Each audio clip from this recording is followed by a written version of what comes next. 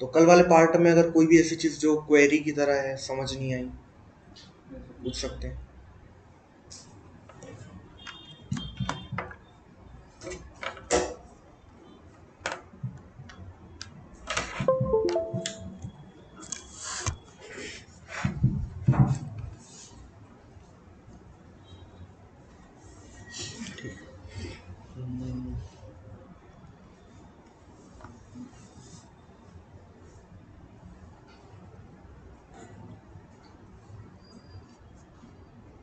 ठीक है, तो लास्ट हमने एआरपी और डीएचसीपी के बारे में देखा था कि जो डीएचसीपी प्रोटोकॉल है ये आईपी को असाइन करता है और एआरपी उसके बाद का काम करता है, एड्रेस रिजॉल्व करने का काम करता है। ठीक है, ये डायग्राम हमने समझ लिया था जिसमें हमने पब्लिक आईपी प्राइवेट आईपी के बारे में देखा था, इंटरनेट कैसे जाता है एक जगह से दूसरी जगह, इस बारे में देखा था।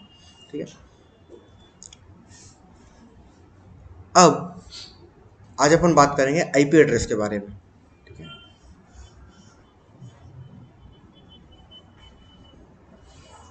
ठीक है,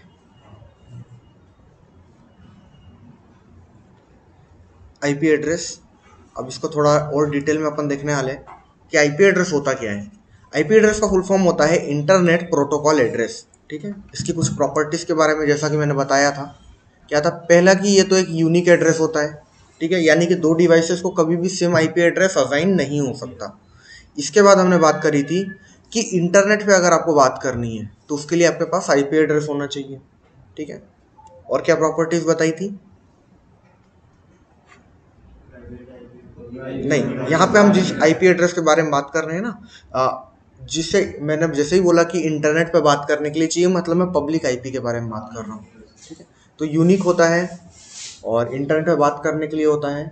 और क्या प्रॉपर्टीज होती है इसकी,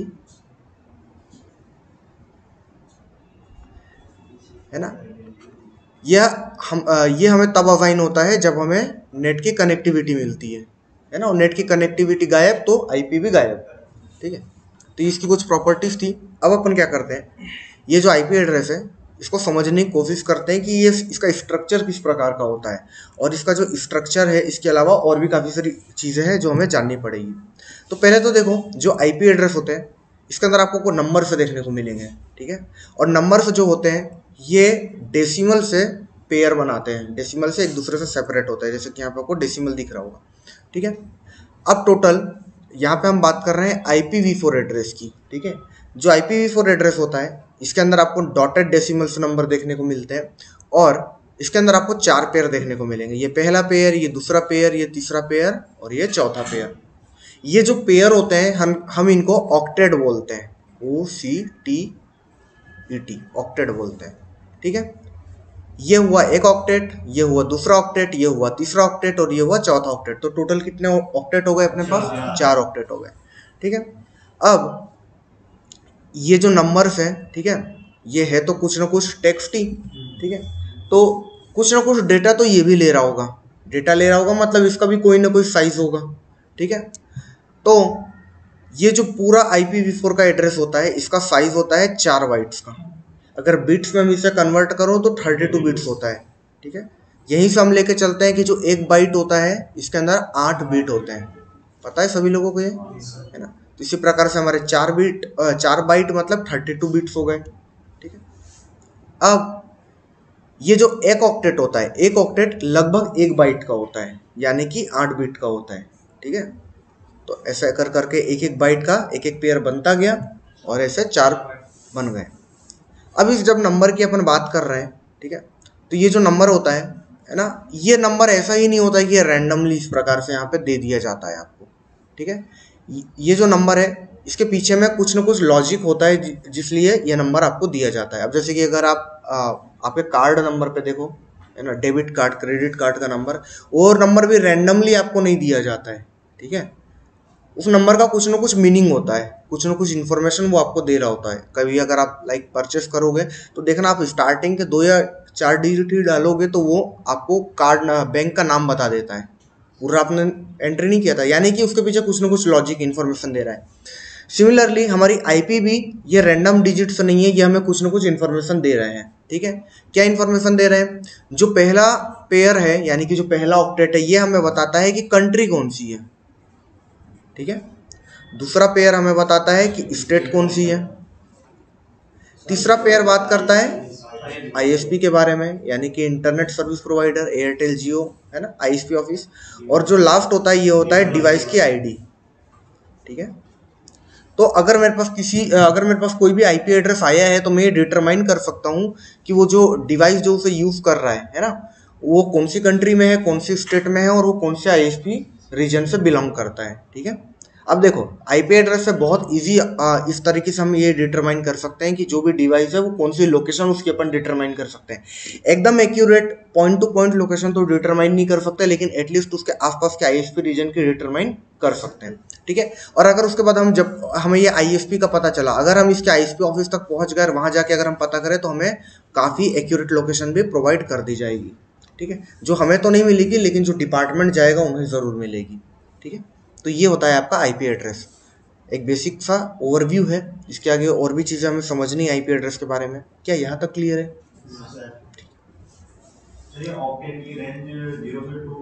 हाँ हाँ। अब देखो यहाँ पर जो ये रेंज दी गई है कुछ भी हो सकती है। ठीक है। जैसे कि 192.168.14.210 ऐसी कुछ हो सकती है। जो मैक्सिमम इसकी रेंज जाती है ये जाती है 255.255.255.255। ये मैक्सिमम रेंज है। इसे सबनेट मास्क भी बोलते हैं। हाँ, सबनेट मास्क भी इसी को बोलते हैं। ठीक है। अब देखो होता क्या है, ये जो है 17 है ना, ये 17 बढ़ के ये क्या होगा, देखो 47 है, ये 48, 49, 50 ऐसा करके 255 तक जाएगा। जैसे ये 255 तक जाएगा तो यहाँ पे चेंज आएंगे, है ना। ये फिर 225 हो जाएगा, फिर ये 226 होगा, 227 ऐसा करके ये 225 तक जाएगा, फिर ये वाला पार्ट भी 255 तक जाएगा, और फिर लास्ट में ये वाला पार्ट भी 255 तक जाएगा। ठीक है। इससे रेंज भी अलग अलग हो जाती है, लेकिन ये जो मैक्सिमम रेंज है ये 255 तक जाती है। आपको बस इतना पता होना चाहिए, ज़्यादा इसको डीप में अपन नहीं जाएंगे। ठीक है। अब आते हैं कि आईपी कितने टाइप्स की होती है। ठीक है। तो हमने एक तो देखा प्राइवेट आईपी होती है, पब्लिक आईपी होती है। ठीक है। इसके अलावा 2 आईपी और होती है, उसके बारे में आगे बात करेंगे। लेकिन अगर हम बात करें on the basis of generation,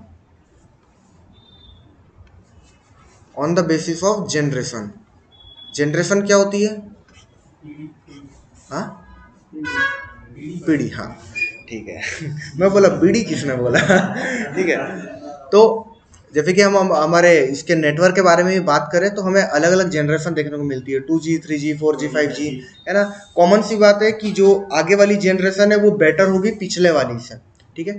तो हमारा अगर हम जनरेशन के बेसिस पे डिवाइड करें तो हमें आईपी 2 टाइप की देखने को मिलती है, एक IPv4, एक IPv6, यानी कि IPv का वर्जन 4 और ये है वर्जन 6, है ना। वर्जन 6 जो है वो नया होगा, वर्जन 4 जो है वो पुराना होगा। इतना तो हमें ऊपर ऊपर समझ में आ रहा है। अभी नहीं। अब देखो यहाँ पे अपन क्या करते हैं, यहाँ पे अपन अब इनके बीच के बेसिक डिफरेंसेस को समझ लेते हैं। ठीक है। अभी हमने देखा था कि जो IPv4 है इसका जो साइज होता है वो होता है 32 बिट्स का, यानी कि 4 बाइट्स का। ठीक है। IPv6 जो होता है इसमें हमें 128 बिट्स का इसका साइज होता है। तो बाइट्स में कितना होगा?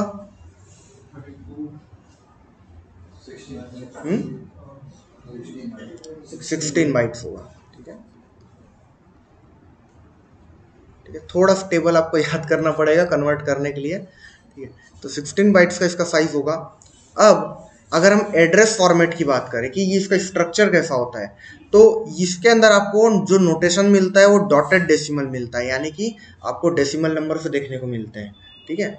यहाँ पे से नंबर्स देखने को मिलेंगे, लेकिन जो IPv6 है इसके अंदर आपको हेक्साडेसिमल नोटेशन देखने को मिलता है, यानी कि इसके अंदर नंबर्स के साथ अल्फाबेट्स भी होंगे, नंबर प्लस अल्फाबेट्स होंगे। ठीक है। अब इसके बाद आते हैं हम प्रीफिक्स नोटेशन के बारे में। ठीक है। यहाँ पर क्या कर रहे हैं, हम रेंज को चेक कर रहे हैं। तो अगर हमें रेंज को चेक करना है तो हम इसमें 0/24 लगा सकते हैं। इसमें अगर हमें रेंज को चेक करना है तो हमारा /48 लगता है। ये अभी काम की चीज़ नहीं भी है हमारे लिए, तो इसे एक बार के लिए आप इग्नोर कर सकते हो। ठीक है। अब ये समझते हैं कि जब IPv4 था तो IPv6 को लाने की जरूरत क्या पड़ी। ठीक है। तो देखो आईपी एड्रेस हमने देखा कि ये ना असाइन होता है, जो ISP होता है ये आईपी एड्रेसेस को असाइन करता है अपने यूजर्स को। ठीक है। तो IPv4 क्या कर सकता है, ये 4.7 बिलियन एड्रेसेस को असाइन कर सकता है ना। इतने 4.7 बिलियन एड्रेस असाइन कर सकता है, काफी ज्यादा है। लेकिन आज के टाइम में जितने इंटरनेट यूजर्स हैं उसके कंपैरिजन में काफ़ी कम है। ठीक है, तो अब जिस टाइप से इंटरनेट के यूजर्स बढ़ते जा रहे हैं डेली बेसिस पे, तो ये जो एड्रेस है, नंबर ऑफ एड्रेसेस ये कम पड़ रहे थे। तो ज़रूरत पड़ गई हमें कि हमें ज़्यादा एड्रेसेस असाइन करने पड़े, ज़्यादा एड्रेसेस की हमें ज़रूरत पड़ रही थी। तो बस ये एक सिंगल रीज़न था कि हमने IPv6 को इंट्रोड्यूस कराया। ठीक है, जिसके अंदर हम लगभग 340 ट्रिलियन एड्रेसेस असाइन कर सकते हैं। ठीक है, जो कि आज के हिसाब से मोर देन इनफ है। ठीक है, तो यही बस डिफरेंस है। आज का टाइम ने हमने ऐसा नहीं है कि IPv4 पे बिल्कुल काम करना छोड़ दिया है, आज भी हम IPv4 का यूज़ करते हैं। और ऐसा नहीं है कि IPv6 को हमने पूरा इम्प्लीमेंट कर दिया है ना। IPv6 को हम बिल्कुल काम में लेते हैं, लेकिन IPv4 को हमने छोड़ा भी नहीं है, प्रॉपरली हम शिफ्ट नहीं हो पाए हैं IPv6 पे। ठीक है, तो इस वजह से हमें आज के टाइम में हमें दोनों IP भी देखने को मिलती है। बहुत बार अगर आप आपकी IP को चेक करो तो आपको IPv4 भी देखने को मिलेगी, IPv6 भी देखने को मिलेगी। यहाँ तक क्लियर है? ठीक है, IPv5 नहीं, IPv5 नहीं है। IPv4 के बाद सीधे V6 आ गई, बनाई नहीं, है ना। अब देखो, अगर हमें हमारी IP को चेक करना है तो हम क्या कर सकते हैं। देखो, अब IP तो दो है, दो टाइप की IP हमने। देखो, IPv4 IPv6 की बात नहीं कर रहा हूँ मैं, यहाँ पब्लिक और प्राइवेट IP के बारे में बात कर रहा हूँ। तो अगर मुझे मेरी प्राइवेट IP चेक करनी है मेरे सिस्टम की, तो मैं क्या करूँगा, मैं लिखूंगा IP config। ठीक है, और अगर लिनक्स में IF config। ठीक है, तो देखो यहाँ पे अगर मैं जाऊँ वायरलेस लैन अडाप्टर वाले सेक्शन में जाऊँ, है ना, तो यहाँ पे मुझे मेरी ये प्राइवेट IP एड्रेस दिख रहा है। ये तो मेरा हो गया प्राइवेट IP एड्रेस। अब अगर मुझे मेरा पब्लिक IP एड्रेस देखना है तो मैं क्या करूँगा, अपने ब्राउज़र में जाऊँगा google.com में, और यहाँ पे जाके मैं लिखूँगा व्हाट्स माई IP, सिर्फ व्हाट्स माई IP इतना ही लिखना है, एंटर करूँगा तो यहाँ पर मैं किसी भी वेबसाइट पे जा सकता हूँ। ठीक है, तो यहाँ पे देखो ये मेरी पब्लिक IP दिखा रहा है। अभी पब्लिक IP किसकी है, मेरे सिस्टम की है या वो राउटर की है, राउटर की है ना। तो ये बोल रहे हैं कि IPv6 तो इसे नहीं मिली है, यानी कि IPv6 इसे असाइन नहीं हुई है, लेकिन IPv4 तो है ही है अपने पास रहती है। तो ये हो गई मेरी पब्लिक IP। पब्लिक IP कभी भी एक्सपोज नहीं होनी चाहिए, है ना। पब्लिक IP अगर आपकी एक्सपोज हो जाती है किसी को, तो फिर आपको प्रॉब्लम आनी शुरू हो सकती है। प्राइवेट IP में इसलिए प्रॉब्लम नहीं है क्योंकि वो तो आपके लोकल एरिया नेटवर्क तक है, तो आपके नेटवर्क में जो रहेगा वही उसका मिसयूज कर पाएगा, तो आप उसे कंट्रोल कर सकते हो। लेकिन पब्लिक IP जाएगी तो वाइड एरिया नेटवर्क वाला कोई भी आपको कनेक्ट करने के लिए ट्राई कर सकता है। परमानेंट तो नहीं है सर ये? परमानेंट नहीं है, हाँ, अच्छी बात ये है कि परमानेंट नहीं है। कब तक परमानेंट नहीं है, एक बार डिस्कनेक्ट हुए नेटवर्क से है ना, तो फिर चेंज हो जाएगी। लेकिन अगर डिस्कनेक्ट नहीं हुआ तब तक तो ये IP हमारे पास ही है। बात करेंगे उसके बारे में, ठीक है। हाँ, वो तो चेंज नहीं होगी। अब देखो, स्टैटिक IP तो हमारे पास होगी भी नहीं। ठीक है, ये हो गई अपनी पब्लिक IP। अब अपन आते हैं वापस से,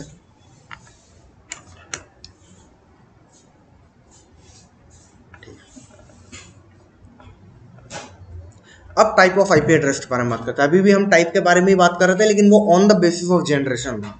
ठीक है, अब नॉर्मल अगर अपन देखा जाए तो हमें IP एड्रेस चार टाइप के देखने को मिलते हैं, पब्लिक, प्राइवेट, स्टैटिक, डायनेमिक। ठीक है, पब्लिक क्या होता है, ये वो IP है जो कि आपको ISP प्रोवाइड करता है ना, ये आपको इंटरनेट पे बात करने में मदद करती है, ये होती है आपकी पब्लिक IP। ठीक है, इसके बाद आती है प्राइवेट IP जो कि लोकल एरिया नेटवर्क में रहती है, काम करती है और आपको लोकली बात करने में मदद करती है। ठीक है, इसके बाद आती है स्टैटिक और डायनेमिक IP। अब ये देखो, कोई अलग से IP नहीं है। ठीक है, ये पब्लिक और प्राइवेट IP के ही बोल सकते हो कि उन्हीं के कंपोनेंट्स हैं। ठीक है, स्टैटिक IP, अब स्टैटिक का मतलब क्या होता है, जो चीज़ फिक्स्ड होती है, यानी कि टाइम के साथ ये चीज़ चेंज नहीं होगी। ठीक है, आज देखोगे आज भी यही है, कल देखोगे कल भी यही रहेगी। ठीक है, तो वो IP जो कि स्टैटिक रहती है, स्टैटिक इन नेचर होती है, जो कि फिक्स होती है, उसे हम स्टैटिक IP बोलते हैं। ठीक है, अब इसका यूज़ कहाँ है, इसका यूज़ आता है वेब सर्वर्स में, है ना, होस्टिंग्स वगैरह में, यहाँ पे इसका यूज़ लिया जाता है, वेबसाइट्स वगैरह में यूज़ लिया जाता है, एप्स वगैरह में यूज़ लिया जाता है। क्यों यूज़ लिया जाता है, इसका एक एग्जांपल से समझते हैं। जैसे कि आप लोग अभी सभी WScriptec पे आ रहे हो। ठीक है, अब क्या हो अगर WScriptec की डेली लोकेशन चेंज हो जाए, है ना। आज यहाँ है, अगले दिन जयपुर के दूसरे कोने में है और आपको डेली डेली अलग अलग लोकेशन पे आना पड़े, तो क्या ये फिजिबल है? क्या ये एक अच्छा सॉल्यूशन है? नहीं, है ना। अब क्योंकि देखो डब्ल्यू स्क्रिप्टेक आपके पास नहीं आ रहा, आप डब्ल्यू स्क्रिप्टेक के पास आ रहे हो, है ना। मतलब कि डब्ल्यू स्क्रिप्टेक को अगर आप समझ लो ये एक वेबसाइट है और आप सभी डब्ल्यू यूजर्स हो इसके, है ना। तो अगर डेली डेली डब्ल्यू स्क्रिप्टेक यानी कि वेबसाइट की अगर लोकेशन चेंज होगी तो आपके लिए पहुंचने में मुश्किल होगी और एक ऑप्टिमम सॉल्यूशन नहीं है, ठीक है। तो इसलिए क्या किया डब्ल्यू ने, क्या किया, इसने बोला कि मुझे एक स्टैटिक जगह परचेस कर लेनी चाहिए, तो उसने एक स्टैटिक ऑफिस ले लिया। अब क्या है, अब इसका एड्रेस फिक्स रहेगा, तो आप सभी को, अलग अलग लोगों को डेली एक ही जगह आना है, ये झंझट नहीं रहेगा कि डेली डेली लोकेशन चेंज हो रही है, आपको भी नहीं पता, आपको भी अपडेट मिल रहा है ना। तो इसलिए क्या किया डब्ल्यू स्क्रिप्टेक ने, क्योंकि डब्ल्यू की बात कर रहा हूँ मैं, यूट्यूब की बात करूँ, इनके पास यूजर्स आ रहे हैं डेली बेसिस पे, तो इन्हें ये नहीं चाहते कि इनका एड्रेस बार बार चेंज हो, इनका एड्रेस फिक्स हो जाए चाहते हैं ये, ठीक है। और दूसरी चीज ये भी है कि अगर एड्रेस चेंज भी हो रहा है, ठीक है, तो जो ट्रैफिक है ना जो वेबसाइट पे आ रहा है वो भी कम हो जाएगा, है ना। तो इसलिए क्या किया उन्होंने, एक स्टैटिक आईपी को परचेस कर लिया, एक फिक्स आईपी को परचेस कर लिया, जो कि वेब सर्वर्स यूज करते हैं, जिसको हम स्टैटिक आईपी बोलते हैं। अब उसके बाद आती है डायनेमिक आईपी, जो कि यूजर्स के बारे में है, जो कि हम जैसे यूजर्स को मिलते हैं जो कि इंटरनेट का यूज करते हैं। देखो, हमें तो इंटरनेट बस चलाना है, ठीक है, हमें इंटरनेट चलाना है, तो हमें क्या करता है, आईएसपी डायनेमिक आईपी देता है, वो एक बैंडविड्थ खरीद लेता है, जैसे कि मैंने बताया था, एक आईपी की रेंज खरीद लेता है, उसमें से वो आईपी आप सभी को असाइन करता है, जिसे भी इंटरनेट चलाना रहेगा उसे असाइन करेगा, इंटरनेट बंद तो आईपी वापस ले लेगा। अब हमें क्या स्टैटिक आईपी की जरूरत है हम नॉर्मल यूजर्स को? बिल्कुल नहीं है, क्योंकि हमारे पास तो कोई आ नहीं रहा, हमें जाना है ना उल्टा। तो हम क्या करते हैं, हमें जो आईएसपी है ये डायनेमिक आईपी असाइन करता है, क्योंकि हमें स्टैटिक की जरूरत नहीं है, ठीक है। तो ये होती है यूजर्स के लिए, इंटरनेट के यूजर्स के लिए, ठीक है। और हम डायनेमिक आईपी से हम इंटरनेट चला पाते हैं, और कैसे चला पाते हैं, हम जब भी किसी वेबसाइट को एक्सेस करते हैं तो हम उसकी फिक्स्ड आईपी पे जाते हैं, स्टैटिक आईपी पे जाते हैं। क्या ये पार्ट क्लियर है ना। अभी थोड़ा थोड़ा थ्योरी चलेगा क्योंकि कंसेप्ट चल रहा है, फिर धीरे से अपन प्रैक्टिकल की तरफ बढ़ जाएंगे, ठीक है। इस पार्ट को नोट करना चाहो नोट कर लो, ये पार्ट को आपको इंपॉर्टेंट है चीज़ें, ठीक है। बीच बीच में आपके क्विजेस वगैरह होंगे, टेस्ट वगैरह होंगे, ठीक है, ऑनलाइन टेस्ट भी होंगे, ऑफलाइन टेस्ट भी होंगे, प्रैक्टिकल टेस्ट भी होंगे, ठीक है। तो टेस्ट ही टेस्ट होंगे। तो उसमें क्या है, आपको ये क्वेश्चंस वगैरह आएंगे, ठीक है, एटलीस्ट एमसीक्यू वगैरह में तो आएंगे। तो ये चीज़ें आपको रिटेन होनी चाहिए, ये चीज़ आप आगे जाके भूल जाओगे। नोट कर लो, कर लिया।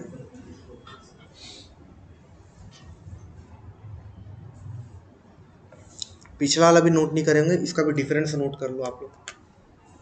सर इसी इसी का ये वाला हो जाए तो बता देना, फिर पिछली स्लाइड लगा दो।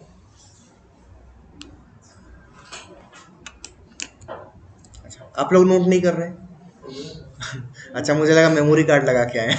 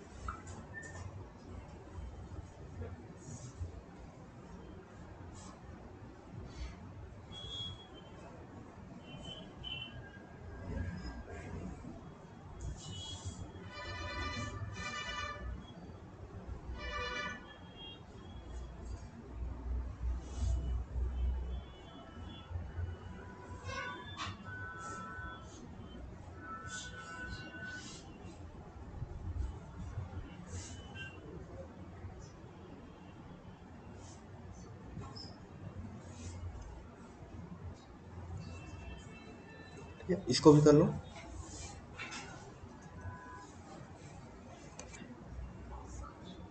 है ना, इसका 4 बाइट्स था, इसका 16 बाइट्स था।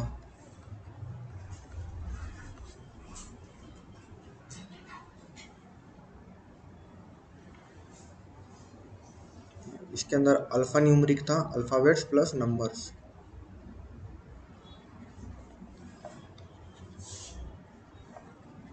इसमें से नंबर्स था।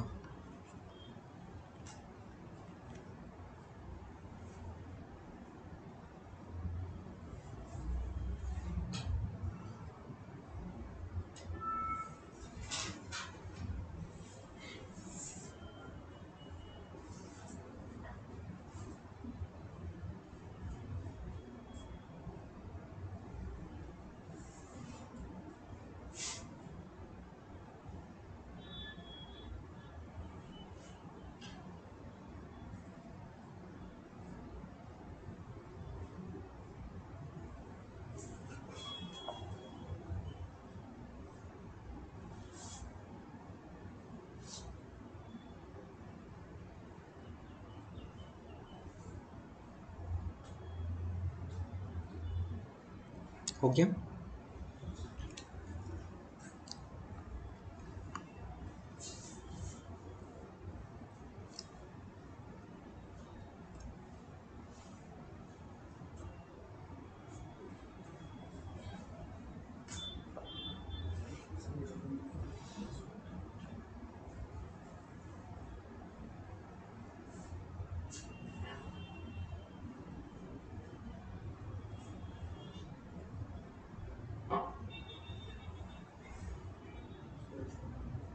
सर इसकी रेंज 60,000 तक जाएगी। किस रेंज कहाँ तक जाएगी मतलब? 0 to 16 8901 लिखा है। 8901 हेक्साडेसिमल नोटेशन। हाँ हाँ 8901। तो ऐसे 16,000 तक आएगा। देखो इसकी रेंज फिलहाल डिफाइंड नहीं है, ठीक है। कुछ नहीं है। हाँ देखो हमें क्या करना है, अपन जब इस पार्ट को इसलिए देख रहे हैं कि हमें ना आईपी एड्रेस को देख के हम समझ जाए कि वो कौन से टाइप का है ना। और IPv6 को अभी पूरा इम्प्लीमेंट किया भी नहीं गया है, अपन शिफ्ट भी नहीं हो पाए हैं IPv4 से, है ना। तो जस्ट इसलिए अपन इसमें नहीं जा रहा है। जैसे कि IPv6 से आप वो डिफाइन नहीं कर सकते, जैसे मैंने आपको बताया कि लोकेशन है ना, IPv4 से हम कैसे निकाल रहे हैं, IPv6 में उस तरीके से नहीं निकाल सकते आप, ऐसा कोई मेथोडोलॉजी नहीं है अभी इसकी। तो ये जस्ट अंडर प्रोसेस वाली चीज़ है फिलहाल।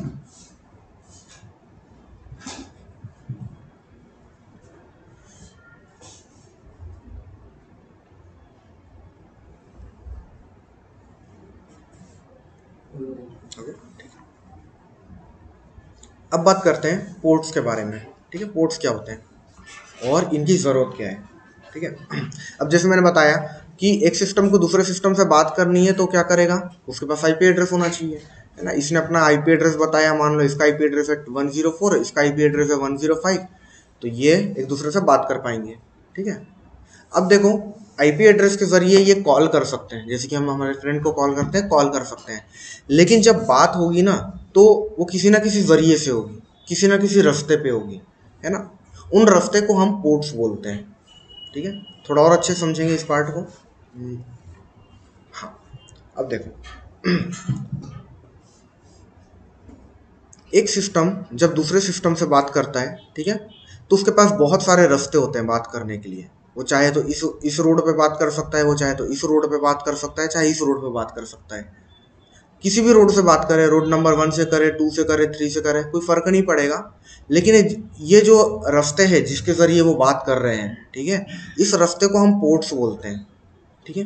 अब ये पोर्ट काम कैसे करते हैं इस चीज़ को समझ लेते हैं एक एग्जाम्पल से।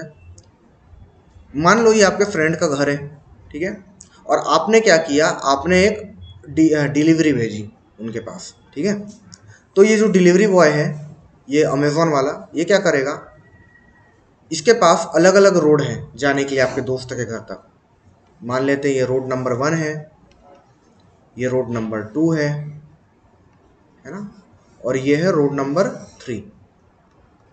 तो ये जो डिलीवरी बॉय है ये 3 रास्ते से आपके दोस्त के घर तक जा सकता है और इसे आपके पास आपके फ्रेंड के पास पार्सल डिलीवर करना है, ठीक है। तो अब क्या होगा, ये रोड नंबर से 1 जाएगा तो यहाँ पे रोड गेट नंबर 1 रहेगा, यहाँ पे गेट नंबर 2 रहेगा, यहाँ पे गेट नंबर 3 रहेगा, रोड के साथ साथ गेट भी है, ठीक है। तब होगा क्या, अगर ये डिलीवरी बॉय रोड नंबर 1 से जाता है पार्सल देने के लिए, ठीक है, और आपका जो फ्रेंड है वो रोड नंबर 2 पे वेट कर रहा है, यानी कि गेट नंबर 2 पे वेट कर रहा है जहाँ पे रोड नंबर 2 लेकर जा रहा है, तो क्या ये पार्सल डिलीवर कर पाएगा?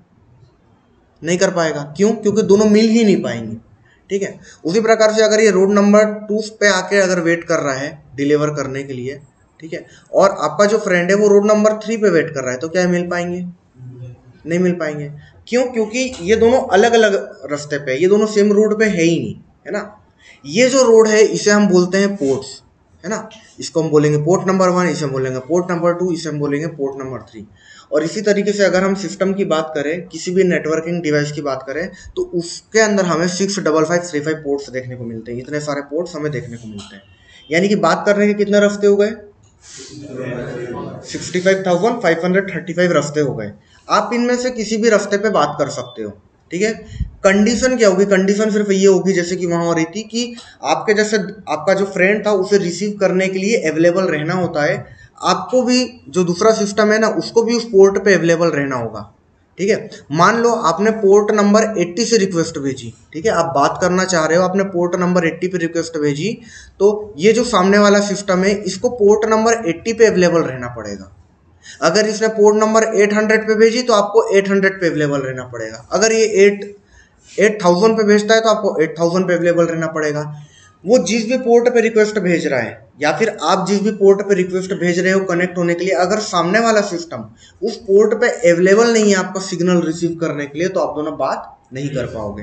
ठीक है, तो बस ये छोटी सी बात थी पोर्ट्स के बारे में कि ये होते हैं रोड्स होते हैं जिसके जरिए सिस्टम बात कर सकते हैं। आप जिस भी पोर्ट पे रिक्वेस्ट भेज रहे हो सामने वाले सिस्टम को उस पोर्ट पे अवेलेबल रहना होगा रिक्वेस्ट को एक्सेप्ट करने के लिए।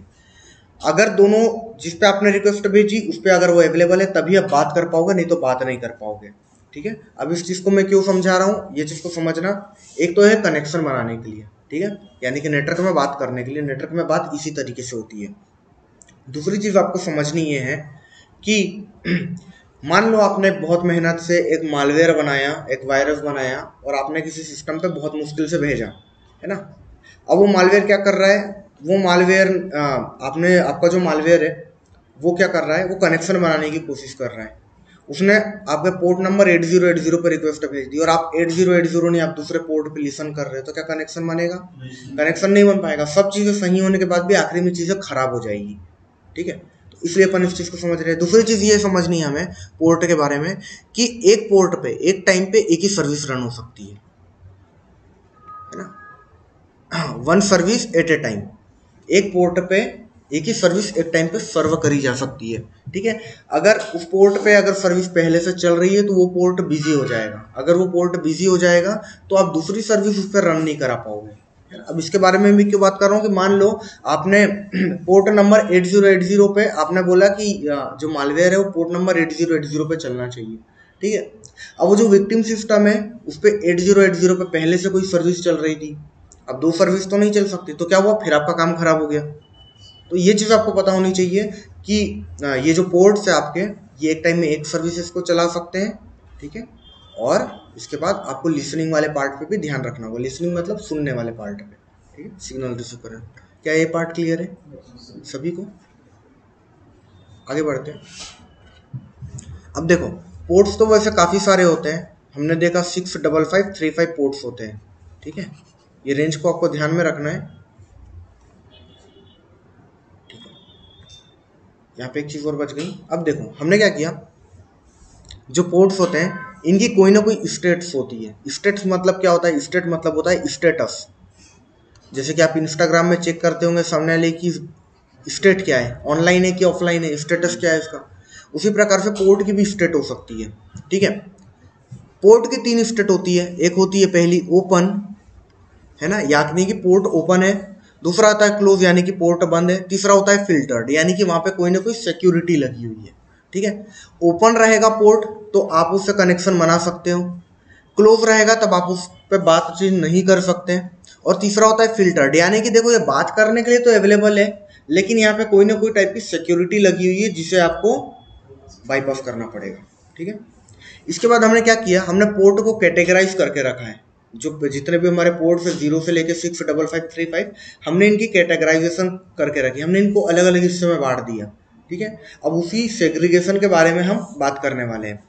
जो पोर्ट नंबर 0 से लेके पोर्ट नंबर 103 तक है, इसको हमने वेल नोन पोर्ट्स की कैटेगरी में रखा है ना, यानी कि इन पोर्ट्स को हम जानते हैं, यहाँ पे वेल नोन सर्विसेज चलती है, कॉमन सर्विसेज चलती है। उसके बाद आते हैं 1024 से लेके 4914151, है ना, इसको हमने रजिस्टर्ड पोर्ट्स की कैटेगरी में रखा हुआ है, यानी कि ये कुछ सर्विसेज के लिए रजिस्टर्ड है। तीसरा होता है डायनेमिक, जो कि 49152 से लेकर 65535 तक, यानी कि ये जो सर्विसेज है ये डायनेमिक सर्विसेज के लिए है, यानी कि कुछ सर्विसेज यहाँ पे रन होगी, कुछ रन नहीं होगी, आप आपके हिसाब से कुछ सर्विसेज को रन करा सकते हो। अब क्योंकि डायनेमिक है ना, तो मोस्टली आपको ये जो पोर्ट है ये फ्री मिलेंगे। फ्री मिलेंगे का मतलब क्या है, ये अवेलेबल रहेंगे बात करने के लिए। अब इसके बारे में क्यों बात करी, देखो जब भी कोई सिस्टम ऑन होता है ना, तो सिस्टम ऑन होता है और बाय डिफॉल्ट वहाँ पे कुछ सर्विसेज, कुछ पोर्ट ओपन हो जाते हैं और उन पोर्ट पे कॉमन सर्विसेज चलने लगती है। ठीक है। उन सर्विसेज के बारे में अपन आगे बात करेंगे, जैसे कि एफटीपी की सर्विस, एसएमटीपी की सर्विस। अब ये क्या है, ये जो है ये वेल नोन सर्विसेज है या फिर रजिस्टर्ड सर्विसेज है, तो होगा क्या, ये उसी पोर्ट पे चलेगी, है ना। अब अगर आपने कोई मालवेयर बनाया या फिर आपने सामने वाले सिस्टम से कनेक्शन बनाने की कोशिश करी इन पोर्ट पे, तो क्या होगा, बहुत ज़्यादा चांस रहेंगे कि ये पोर्ट बिजी होंगे, किसी दूसरी सर्विस को सर्व कर रहे होंगे, ठीक है। तो क्या होगा, आपका काम खराब हो जाएगा। तो आप क्या करोगे, आपको पता है कि ये जो पोर्ट से ये बिजी रहने के चांसेस ज़्यादा है, तो आप क्या करोगे, आप डायनेमिक पोर्ट में से उठाओगे। क्यों? क्योंकि यहाँ पे सर्विसेज के चलने के चांसेस बहुत कम होंगे, ये पोर्ट के बिजी रहने के चांसेस काफ़ी कम होंगे, है ना। तो आप क्या करोगे, आपको पता है कि डायनेमिक पोर्ट की जो रेंज आती है 49,000 के ऊपर क्या आती है, तो आप जो आपका जो भी मालवेयर बनाओगे आप उसको इसी पोर्ट पे रन कराओगे। क्लियर है? इस पार्ट में कोई डाउट है? इसे नोट कर लो।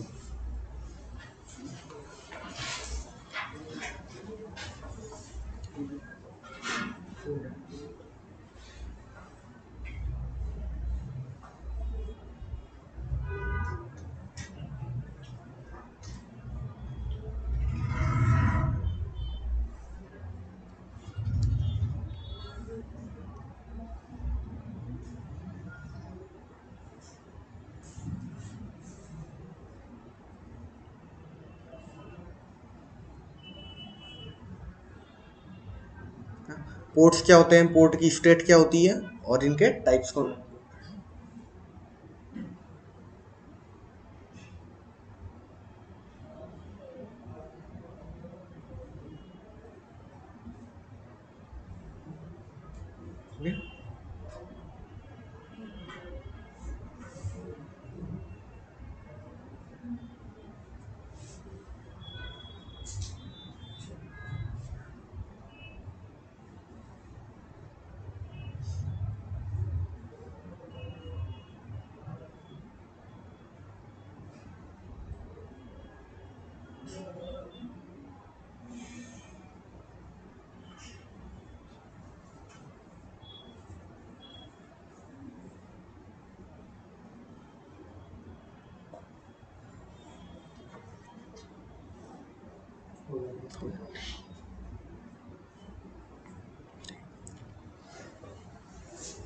हो गई। अब अपन क्या करते हैं, देखो पोर्ट तो हमने देखे, यहाँ पे इतने सारे पोर्ट्स होते हैं, ठीक है। अब पोर्ट्स तो इतने होते हैं, सर्विसेज तो आपको इससे ज़्यादा भी मिलेगी, है ना। हो सकता है आपके सिस्टम में कुछ सर्विसेज चल रही हो, अगले के में कोई और सॉफ्टवेयर इंस्टॉल हो, वहाँ पे कुछ एक्स्ट्रा सर्विसेज चल रही हो। तो हम क्या करते हैं, जैसा कि मैंने बताया कि कुछ हमारे पास वेल नोन सर्विसेज होती है जो कि एक सिस्टम में चलती ही चलती है ताकि वो सिस्टम प्रॉपरली वर्क कर पाए, ठीक है। तो वो जो सर्विसेज चलती है ना, वेल नोन सर्विसेज, उनके डिफ़ॉल्ट पोर्ट्स होते हैं, ठीक है। उन सर्विसेज को पता होता है बाय डिफ़ॉल्ट कि हमें किन पोर्ट पे चलना है, सिस्टम को पता होता है। तो उन्हीं सर्विसेज के बारे में बात करेंगे अपन कि वो कौन कौन से पोर्ट हैं, ठीक है। इसके अलावा भी आपको और सारी सर्विसेज मिलेगी, लेकिन अपने पर कुछ इंपॉर्टेंट जो है हमारे उसके बारे में बात कर रहे हैं। कौन कौन से पोर्ट है, उन पे कौन सी सर्विसेज चल रही है और इन सर्विसेज का काम क्या होता है, ठीक है। तो देखो, जो पोर्ट नंबर 20 होता है, यहाँ पे जो सर्विस चलती है इसका नाम है एफटीपी डेटा, ठीक है। पोर्ट नंबर 21 पे जो सर्विस चलती है इसका नाम है एफटीपी कंट्रोल, ठीक है। आप ये भी बोल सकते हो कि दोनों पे एफटीपी की सर्विस चल रही है, ठीक है। अब ये जो एफटीपी होता है इसका फुल फॉर्म होता है file transfer protocol. File transfer protocol अभी किस लिए काम आता है, ये आता है फाइल ट्रांसफर करने में हमें हेल्प करता है, ठीक है। इसके बाद आता है पोर्ट नंबर 22 जिसका फुल फॉर्म है, जिसमें जो एप्लीकेशन चलती है, जो सर्विस चलती है उसका नाम है एसएसएच। एसएसएच का फुल फॉर्म होता है सिक्योर शेल, सिक्योर शेल, ठीक है। अब ये सिक्योर शेल क्या करता है, देखो, एक सिस्टम को अगर आपको कंट्रोल करना है किसी दूसरे सिस्टम से, तो आप एसएसएच का यूज़ करते हो। अब ऑर्गेनाइजेशन में इसका क्या यूज़ होता है, जो काफ़ी सारी कंपनीज है वो ये बोलती है कि आप जो भी काम कर रहे हो कंपनी का, चाहे डेवलपमेंट कर रहे हो, प्रोग्रामिंग कर रहे हो, आपको ये कंपनी के सिस्टम में ही करना है, कंपनी के ही डेस्कटॉप में करना है, आप पर्सनल आपके सिस्टम में नहीं कर सकते, ठीक है। अब होता ये है कि बहुत बार ऐसा होता है कि आप ना सिस्टम से दूर होते हो, काफ़ी दूर होते हो, तो अब आपको क्या करना है, आपको कंपनी का सिस्टम चलाना है, तो आप चलाओगे कैसे। तो आप क्या करते हो, सिक्योर कनेक्शन बनाते हो, है ना, सिक्योरली कनेक्ट करते हो आपके कंपनी के सिस्टम के साथ एसएसएच सर्विस की मदद से, जिसमें आप क्या करते हो, एसएसएच सर्विस की मदद से आप कनेक्ट कर लेते हो और आप आपके ही सिस्टम के अंदर आप कंपनी का सिस्टम चला पाते हो, ठीक, रिमोट एक्सेस के लिए, है ना। और क्या होता है, जैसे सर्वर्स वगैरह हो गए, अब आपने कोई सर्वर परचेस किया, आप उसे खुद ही मैनेज करना चाहते हो, वो सर्वर तो यहाँ से काफ़ी दूर होगा, ठीक है, हो सकता है दूसरी कंट्री में भी हो, तो अब आपको उस सर्वर को मैनेज करना है, तो आप कैसे करोगे, आप उसको एसएसएच के थ्रू कनेक्ट करोगे। एसएसएच के थ्रू जो कनेक्शन बनता है वो सिक्योर बनता है ना, इसलिए इसका नाम सिक्योर शेल भी है, ठीक है, जिससे कि आप रिमोटली कनेक्ट कर सकते हो। और ये सर्विस चलती है पोर्ट नंबर 22 पे बाय डिफॉल्ट, ठीक है। ये काम सर अपने को टेलनेट भी करके देता है ना 23 पोर्ट। टेलनेट भी करके देता है, लेकिन टेलनेट में जो कनेक्शन होता है वो सिक्योर नहीं होता है ना। अब आता है पोर्ट नंबर 25 पे जो सर्विस चलती है वो है एसएमटीपी। एसएमटीपी का फुल फॉर्म है सिंपल मेल ट्रांसफर प्रोटोकॉल, ठीक है।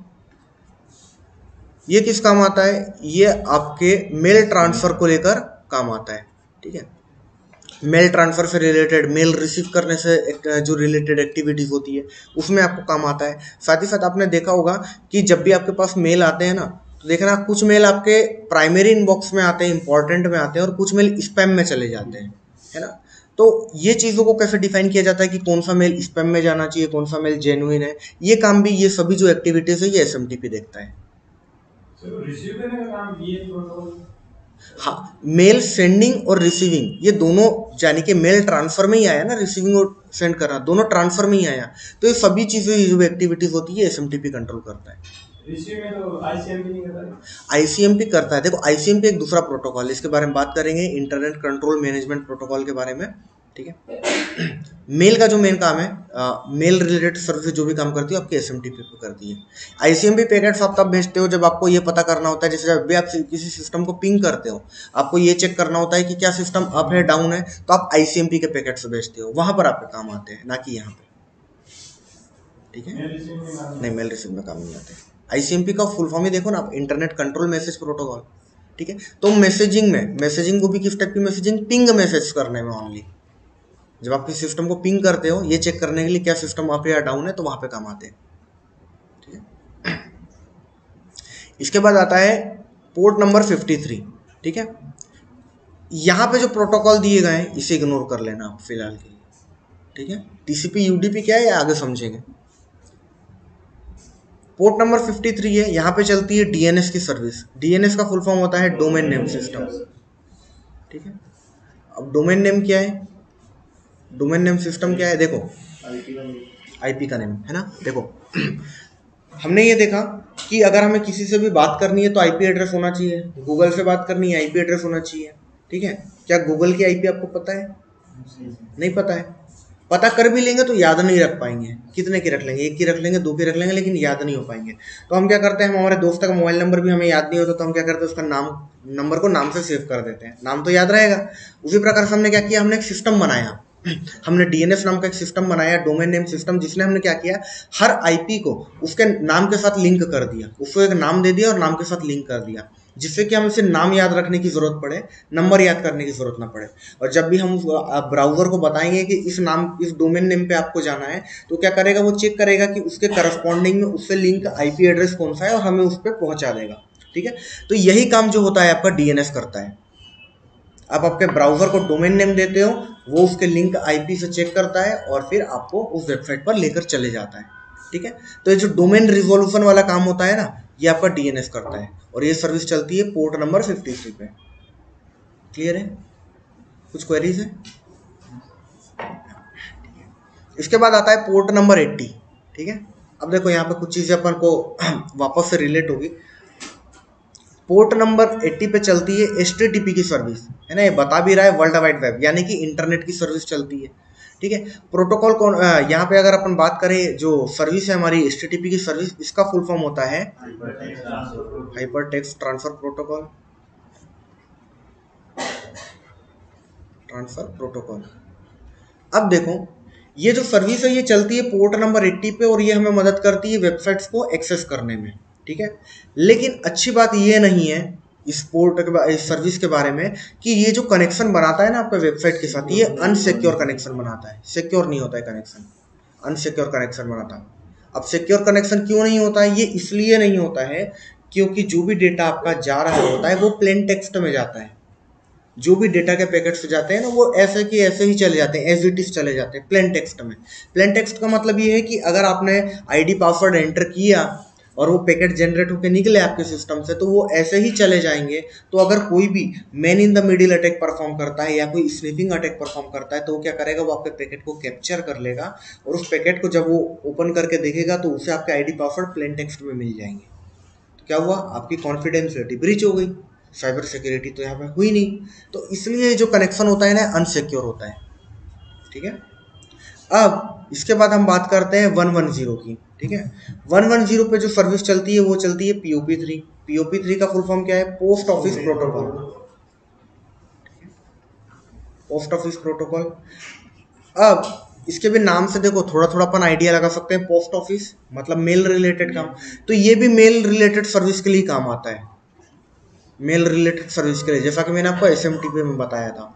लेकिन अंतर क्या है SMTP और POP3 में, जो POP3 है ये भी अनसिक्योर है, लेकिन जो SMTP है ये सिक्योर है। ठीक है, ये चीज़ का डिफरेंस होता है दोनों में। इसके अंदर आपको सिक्योरिटी प्रोवाइडेड रहती है, जो मेल से जाते हैं सिक्योरली ट्रांसफर होते हैं, सिक्योरली रिसीव होते हैं। लेकिन POP3 प्रोटोकॉल का अगर आप यूज़ करोगे तो आपको जो मेल्स वगैरह रहेंगे वो सिक्योर नहीं रहेंगे, यानी कि सिक्योरली ट्रांसफर नहीं होंगे। तो मेल भी सिक्योरली ट्रांसफर होने चाहिए, है ना। मेल के अंदर भी सेंसिटिव डेटा जाता है, रीसेट लिंक जाती है, काफ़ी सारी चीज़ें जाती है इंपॉर्टेंट। ठीक है, बहुत बार तो आपको यूज़र आईडी पासवर्ड भी रीसेट होकर आपको उसी पे मिलते हैं। तो हम क्या करते हैं, POP का यूज़ भी ना के बराबर करते हैं, हम इसे इग्नोर करते हैं, यानी कि एक अल्टरनेटिव है। लेकिन अगर हमें यूज़ करना होगा तो हम SMTP का यूज़ करेंगे। ठीक, अब फिर आ गया पोर्ट नंबर 443। यहाँ पे जो सर्विस चलती है इसका नाम है SSL। SSL का फुल फॉर्म है सिक्योर सॉकेट लेयर। ठीक है, ये भी वेब सर्विस में काम आती है, यानी कि अगर आपको वेबसाइट सक्सेस करनी है, वेबसाइट चलानी है, तो यहाँ पर जो है आपकी SSL सर्विस का यूज लिया जाएगा। अब हमने देखा था HTTP पे भी यही चीज़ हो रही थी, तो इसमें भी वही डिफरेंस है जो कि SMTP और POP3 में है। क्या डिफरेंस है कि जो SSL है ये सिक्योर है, ये जो सर्विस है ये सिक्योर कनेक्शन प्रोवाइड करती है, जबकि जो आपकी HTTP थी वो सिक्योर कनेक्शन प्रोवाइड नहीं करती है। HTTP सर्विस में जो प्रोटोकॉल आपको देखने को मिलता है वो HTTP ही होता है, लेकिन जब SSL आप ऐड कर देते हो HTTP प्रोटोकॉल के ऊपर, जब आप SSL सर्टिफिकेट ऐड कर देते हो, SSL एक सर्टिफिकेट होता है, इस सर्विस का नाम भी होता है, तो जब आप SSL सर्टिफिकेट ऐड कर देते हो आपकी HTTP वेबसाइट पे, तो वो अपना प्रोटोकॉल चेंज कर देती है, वो अपना प्रोटोकॉल कर देती है HTTPS कर देती है। ठीक है, HTTP सिक्योर है ना, ये सिक्योर कर लेती है, जिसमें क्या होता है जो भी डेटा पैकेट्स जा रहे हैं ये सिक्योरली ट्रांसफर होते हैं। सिक्योरली ट्रांसफर कैसे होते हैं, जो भी पैकेट्स जाएंगे वो एनक्रिप्टेड फॉर्म में जाएंगे। एनक्रिप्टेड फॉर्म में मतलब वो उसे रैंडम वैल्यूज में चेंज कर देगा, जिससे कि अगर सामने वाला आपके पैकेट को इंटरसेप्ट कर भी लेता है, स्निफ कर भी लेता है, तो होगा क्या, उसे पैकेट मिल तो जाएंगे लेकिन उसे पढ़ नहीं पाएगा। क्यों नहीं पढ़ पाएगा, क्योंकि वो रैंडम टेक्स्ट रहेंगे, उसमें कोई भी वैल्यू प्लेन टेक्स्ट में नहीं रहेगी। तो आपका जो भी डेटा ट्रांसफर हो रहा होगा वो सिक्योरली ट्रांसफर होगा। तो क्या ये पार्ट क्लियर है, इस पार्ट में कोई डाउट है किसी को, इसे नोट कर लो आप लोग। ठीक है, पोर्ट नंबर और उस पर कौन सी सर्विस चल रही है और इस सर्विस का काम क्या है।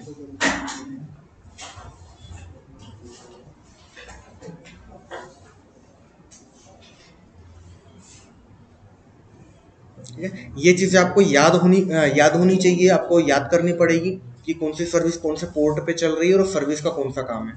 ठीक है, और भी सर्विसेज है जिसके बारे में हम बात कर सकते हैं, फिलहाल हम मिनिमम चीज़ों के साथ आगे बढ़ रहे हैं।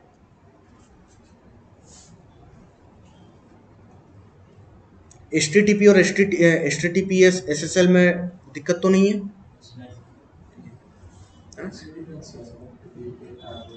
FTP डेटा FTP कंट्रोल, अच्छा देखो एक्चुअल में क्या होता है, डेवलपर पॉइंट ऑफ व्यू से ये चीज़ आपको ज़रूरत है।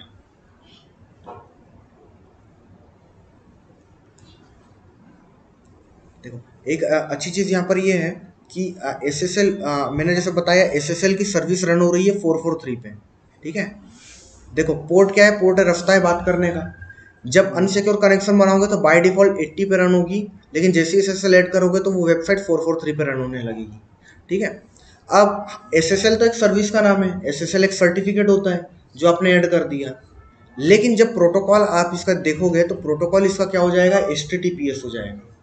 ठीक है, पहले HTTP था, अब HTTPS हो जाएगा। ठीक है, आपका ब्राउजर भी आपको इस बारे में बताता है, अभी आपको मैं दिखा देता हूँ इस चीज को कि आप कैसे पता लगा सकते हो कि आपका कनेक्शन सिक्योर है या नहीं कोई है। साइट सर्च करते हैं तो उसको HTTPS ही आता है। हाँ, HTTPS आता है, और अगर HTTP में आपको HTTP देखने को मिलेगा, उसके अलावा भी कुछ एक दो चीज़ों में बताऊंगा जिससे कि आप पता लगा सकते हो कि कनेक्शन सिक्योर है या नहीं है।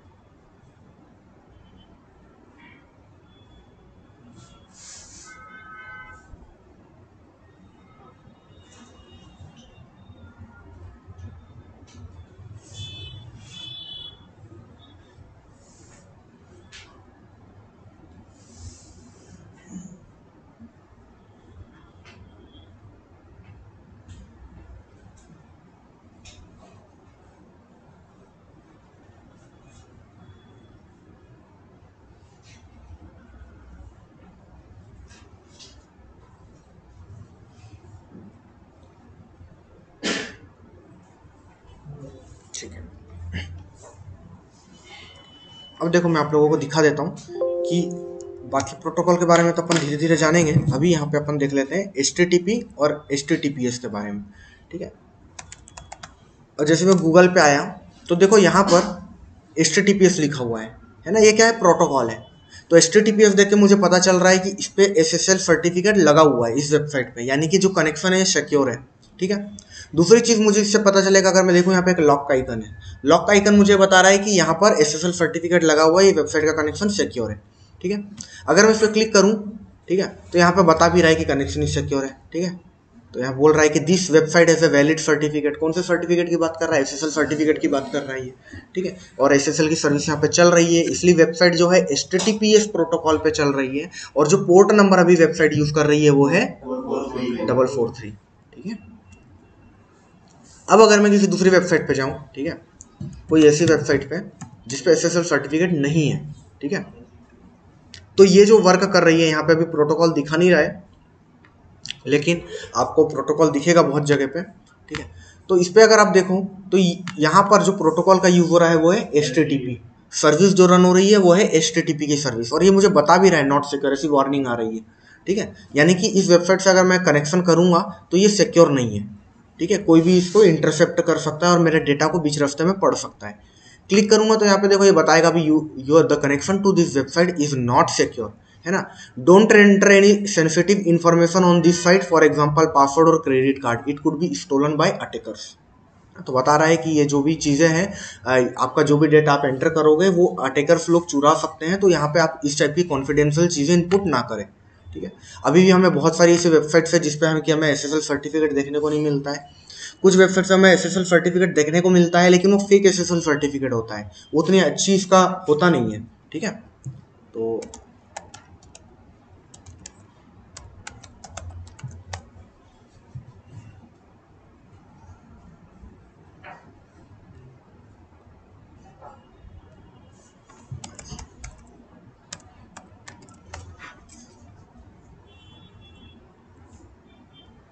ठीक है, कुछ टाइम पहले इन वेबसाइट्स पे भी SSL सर्टिफिकेट नहीं था। एसएसएल सर्टिफिकेट में सर फेक और ओरिजिनल का क्या पता चलता है? देखो फेक और ओरिजिनल में आपको ऐसे पता नहीं चलेगा। एक्चुअल में होगा क्या, आपको लॉक लॉक का आइकन दिखा देगा। ये जो वार्निंग आ रही है ना नॉट सिक्योर, ये नहीं आई। और लोग ऐसे ही करते हैं, मैक्सिमम लोग ऐसे ही करते हैं कि वो एसएसएल सर्टिफिकेट के लिए आपको अलग से पे करना पड़ता है, ठीक है। तो वो नहीं चाहते कि उन्हें एडिशनल कॉस्ट पे करना पड़े, है ना। तो वो क्या करते हैं, अब आप वेबसाइट को एक्सेस करोगे अभी, जैसे कि जो टेस्ट पीएचपी मैंने ओपन करी वो ओपन भी हो गई, नहीं तो क्या करता है ब्राउजर आपको ना वार्निंग देना चालू कर देता है, ठीक है। ब्राउजर आपको वार्निंग देगा कि ये वेबसाइट सिक्योर नहीं है, तो कोई तो विजिट करेगा नहीं, है ना। तो वो क्या करते हैं, वो कुछ ना कुछ जुगाड़ निकालते हैं। तो फेक एसएसएल सर्टिफिकेट काफ़ी सारे आ जाते हैं, ठीक है, उससे ऐड कर देते हैं। अब उससे होता क्या है, वार्निंग तो हट जाती है, लेकिन जो कनेक्शन है वो सिक्योर नहीं रहता है, जो एनक्रिप्शन वहाँ पे लग रहा है वो सिक्योर नहीं रहता है, ठीक है। वो लॉक का चिन्ह नहीं आएगा उस पर लॉक नहीं, लॉक का चिन्ह भी आएगा, है ना, लॉक का चिन्ह आएगा, वार्निंग नहीं आएगी, सिक्योर दिखाएगा, लेकिन हाँ हाँ, ऐसी वेबसाइट कोई अपने फाइंड करनी पड़ेगी जिसमें फेक एसएसएल सर्टिफिकेट यूज है। फिलहाल मैं कोई ऐसी वेबसाइट नहीं जान रहा हूँ, मेरे नॉलेज में नहीं है जिसमें फेक एसएसएल यूज हो रहा था, ठीक है। कुछ में हो रहा था लेकिन अभी वो चीज़ें फिक्स हो गई है। हाँ देखो, आपको कैसे पता चलेगा, आपको उसका एसएसएल टेस्ट करना पड़ेगा, ठीक है। आगे चल के सीखेंगे कि एसएसएल टेस्ट कैसे कर सकते हैं, तो इससे आप पता लगा सकते हो, है ना। कुछ टेस्टिंग आपको परफॉर्म करनी पड़ती है जिसकी मदद से आप ये डिटरमाइन कर पाते हो कि एसएसएल कितना स्ट्रांग है, क्या एसएसएल फेक तो नहीं है, क्या बस वो जिस नाम का एसएसएल है, ये चीज़ आपको पता चलती है ना। और अटैकर को क्या करेगा, अटैकर बहुत आसानी से पता लगाएगा कि ये जो एसएसएल है ये ढंग से काम नहीं कर रहा है ना। वो इंटरसेप्ट करेगा, उसके बाद उसको जो एनक्रिप्टेड डेटा मिलेगा वो पता चल जाएगा उसे कि नहीं ये इतना सिक्योर नहीं है, वो काफ़ी ईजी तरीके से उसे ब्रेक कर लेगा, ठीक है। तो हमारे लिए बहुत ज़्यादा ज़रूरी है कि जो कनेक्शन बने सिक्योर बने, ठीक है। तो एक रिमेडिएशन अपन दे सकते हैं कि अगर अपन कहीं ऑडिटिंग कर रहे हैं और वेबसाइट अगर एचटीटीपी पे चल रही है तो अपन बताएंगे उनको कि नहीं आपको एसएसएल सर्टिफिकेट ऐड करना पड़ेगा। अब वो अगर जुगाड़ू काम कर रहा है ना, तो भी हमें उसको बताना होगा कि आप ये जो जुगाड़ कर रहे हैं ना, जुगाड़ ज़्यादा देर तक चलेगा नहीं। या आप यूज़र को बेवकूफ़ बना सकते हो लेकिन आप हैकर को बेवकूफ़ नहीं बना पाओगे। वो जाएगा सबसे पहले एसएसएल टेस्ट करेगा और उसके बाद वो फिर आपका कनेक्शन को ब्रेक कर देगा, ठीक है। तो इतनी सी चीज़ थी। तो एक बार ओवरव्यू ले लेते हैं आज के पार्ट का, ठीक है। आज अपन ने आईपी के बारे में जाना, आईपी एड्रेस क्या होता है, क्या इन्फॉर्मेशन हमें देता है, ऑक्टेट के बारे में जाना हमने, ठीक है, साइज वगैरह के बारे में जाना। फिर हमने अलग अलग जनरेशन ऑफ आईपी के बारे में जाना, IPv4 IPv6 के बारे में। फिर टाइप ऑफ आईपी एड्रेस देखे हमने कि पब्लिक प्राइवेट क्या होता है, स्टैटिक डायनेमिक, इनके बीच में डिफरेंस क्या होता है, कौन इन्हें यूज़ करते हैं, ठीक है। फिर हमने पोर्ट के बारे में जाना, कितने सारे पोर्ट होते हैं, इनका काम क्या होता है और इनकी स्टेट्स कौन कौन सी होती है। साथ ही साथ हमने कैटेगराइजेशन के बारे में जाना, और कैटेगराइजेशन के बारे में हम क्यों पढ़ रहे थे ये भी हमने जाना, ठीक है। जैसे मालवेयर का मैंने जो आपको एग्जांपल दिया था, ठीक है। उसके बाद हमने डिफ़ॉल्ट पोर्ट्स देखी, कुछ सर्विसेज के बारे में देखा कि ये बाय डिफ़ॉल्ट कौन सी पोर्ट पे रन होती है। और उसके बाद फिर हमने जस्ट एक ये देखा, प्रैक्टिकल देखा कि आप कैसे डिटरमाइन कर पाओगे कि एसएसएल सर्टिफिकेट है या नहीं है। आगे चल के अपन धीरे धीरे ये इस चीज़ को और एक्सप्लोर करेंगे कि एसएसएल सर्टिफिकेट कैसा है, अच्छा है नहीं है, ये अपन कैसे पता लगाएंगे। अब जो अपना नेक्स्ट टॉपिक रहेगा, ठीक है। हाँ, मिलता कैसे नहीं? ये आपको जो होस्टिंग प्रोवाइडर होते हैं ना उनसे आपको परचेस करना पड़ता है। जैसे कि GoDaddy हो गए, बिग रॉक हो गया, होस्टिंगर हो गया, आप वहाँ से जाके परचेस करोगे। कुछ होस्टिंग प्रोवाइडर्स होते हैं जो आपको ना बाय डिफ़ॉल्ट आपको फ्री दे देते हैं एसएसएल सर्टिफिकेट। कुछ लोग देते हैं जो आपको पहले साल के लिए फ्री देते हैं। अब एसएसएल सर्टिफिकेट क्योंकि कॉस्टली आता है ना, 1000-2000 से लेकर 5000 तक की इसकी कॉस्टिंग पड़ती है, तो क्या करते हैं इन लोग बचाने की कोशिश करते हैं। माइक्रोसॉफ्ट की तरह कर दिया है। हाँ माइक्रोसॉफ्ट की तरह कर दिया है एक तरीके से। हाँ माइक्रोसॉफ्ट जो करता है अपना। हाँ हाँ हाँ, उसी तरीके का। तो देखो ये चीज़ें टेक, सर पोर्ट 0 से स्टार्ट होता है, 1 से स्टार्ट होता है? पोर्ट आपका 1 से स्टार्ट होता है। पोर्ट 0 नाम की चीज़ नहीं रहती, वहाँ पे जस्ट रेंज लिखी हुई थी 0 से लेकर 65535। तो 0 से स्टार्ट नहीं होगा, स्टार्ट आपका 1 से होगा, ठीक है। जब आप नेटवर्क स्कैनिंग परफॉर्म करोगे ना तब आपको पता चलेगा कि स्टार्ट वो 1 से हो रहा है, ठीक है। अब अपन कल बात करेंगे OSI मॉडल के बारे में, ठीक है। काफ़ी लंबा टॉपिक रहेगा ये और इम्पॉर्टेंट भी रहेगा। उसके बाद बस अपन OSI मॉडल नेटवर्क प्रोटोकॉल खत्म करेंगे, फिर अपन प्रैक्टिकल की तरफ बढ़ जाएंगे आगे, लैब सेटअप करेंगे और फिर लिनक्स हैंड्स ऑन लिनक्स चालू कर देंगे, ठीक है। तो इस पार्ट में कोई भी डाउट है तो पूछ लो।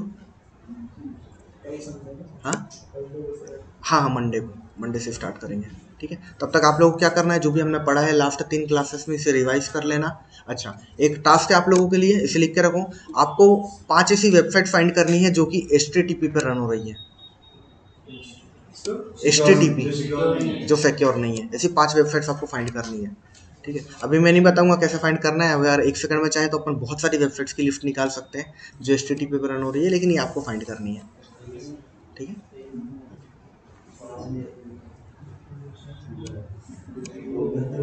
हाँ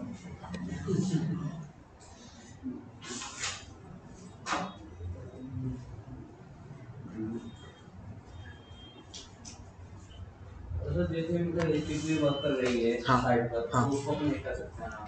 उसको हैक नहीं कर सकते, उसके हैक होने के चांसेस बहुत ज़्यादा बढ़ जाते हैं, है ना। तो जो एडमिन पैनल होता है उसके अपन आईडी पासवर्ड निकाल सकते हैं। देखो एक्चुअल में होता क्या है, डाटा डिक्रिप्ट हो जाएगा।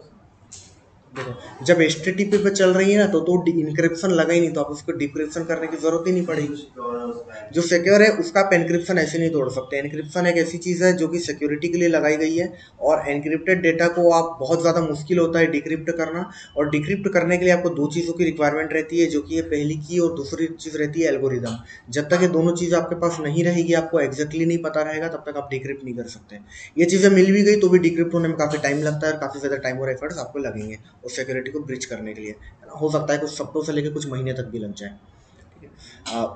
लेकिन बेसिक सी बात यह है कि SSL सर्टिफिकेट आपकी वेबसाइट को हैक होने से नहीं बचा रहा है। लेकिन SSL सर्टिफिकेट आपने लगा लिया तो इसका मतलब है ये नहीं है कि वो हैक नहीं हो सकती, वो बिल्कुल हैक हो सकती है, ठीक है। देखना आपको GoDaddy वगैरह के एड्स दिखाता है, वो बोलता है कि SSL लगा लिया तो वेबसाइट बच गई हैक होने से, ऐसा नहीं है। लेकिन अगर SSL नहीं लगा है तो बिल्कुल आपको रिस्क पड़ता है। SSL के बाद भी रिस्क होता है, नहीं SSL है तो भी रिस्क पड़ेगा। लेकिन होगा क्या, अगर आपने SSL नहीं लगाया है, आप यहाँ पे इंटरनेट चला रहे हो, मैं भी अगर यहाँ पे बैठा हुआ हूँ, तो आप क्या चला रहे हो, आपका आईडी पासवर्ड क्या जा रहे हैं, सब चीज़ें मुझे अवेलेबल हो जाएगी।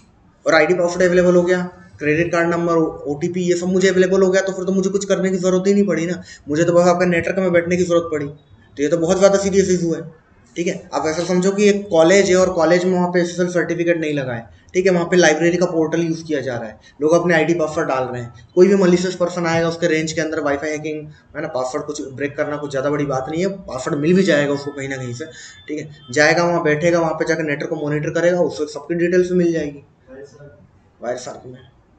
तो जैसे अपने HTTP SSL सर्विस ये रन करके अपन उसका वो भी निकाल सकते हैं, जिसमें मतलब अपन उसको क्रिएट कर देंगे साइट पे। मैं समझा नहीं क्वेश्चन में। जैसे मतलब बेटिंग वेबसाइट होती है ना, हाँ उसके अंदर जैसे अपने एडमिन पैनल होता है। हाँ एडमिन पैनल में अपन हाँ बिल्कुल। देखो जो बेटिंग वेबसाइट होती है ना, इसी चीज़ को मैं बता रहा हूँ कि बेटिंग वेबसाइट मान लो आप यूज़ कर रहे हो, आप ऐसे जगह बैठे हो जाके आप सब लोग बेटिंग कर रहे हो, ठीक है। और वहाँ पे वेबसाइट में SSL नहीं लगा है, ठीक है। मैं वहाँ पे जाऊँगा और मेरे को कुछ नहीं करना है, मेरे को बस नेटवर्क में कनेक्ट होना है, नेटवर्क में कनेक्ट होगा और मैं इंटरसेप्ट करूँगा, ठीक है। तो मुझे आप पता चल जाएगा कि आप कौन सी वेबसाइट चला रहे हो, और आपने जो भी आईडी पासवर्ड एंटर किया है वो आईडी पासवर्ड मुझे मिल जाएगा, और उनके अकाउंट में अपन लॉग इन कर सकते हैं। तो देखो अकाउंट में लॉग इन करने में मुझे कोई भी मेहनत नहीं लगी। जैसे कि मैंने आप लोगों को बताया था कि वल्नरेबिलिटी एक ऐसी चीज़ है कि अगर आपको मिल गई सामने सामने तो तुरंत हैक हो जाएगी, और अगर नहीं मिलेगी तो आपको निकालने में महीने भी लग सकते हैं, ठीक है। तो अब मुझे कहीं वल्नरेबिलिटी मुझे फाइंड करनी पड़ी, मैं गया, मैंने वेबसाइट ओपन करी, मुझे दिखा कि हाँ ये HTTP पे चल रही है, मैं हो गया खुश, है ना। बस मैंने इंटरसेप्ट किया और मुझे 10-12 लोगों के आईडी पासवर्ड मिल गए बैठे बैठे जो जो चला रहे थे। तब हैक तो तुरंत में उनके अकाउंट हो गए, है ना। मुझे आज यूज़ करूँ, कल यूज़ करूँ, किसी दूसरी जगह पे जाके यूज़ करूँ, अकाउंट तो उनके हैक हो गए। अब वेबसाइट वाला क्या बोलेगा, तुमने तो अकाउंट किसी को दे दिया होगा, आईडी पासवर्ड दे दिया होगा, बात भी सही है उसकी, आपने तो दे दिया, लेकिन गलती आपकी भी थी कि आपने उस वेबसाइट को विजिट किया। उस ओनर की भी गलती थी कि उसने SSL सर्टिफिकेट नहीं लगाया। क्या पार्ट क्लियर है? ओके, ठीक है गाइस। तो फिर अपन नेक्स्ट क्लास में कंटिन्यू करते हैं। इस पार्ट को अच्छे से रिवीजन कर लेना,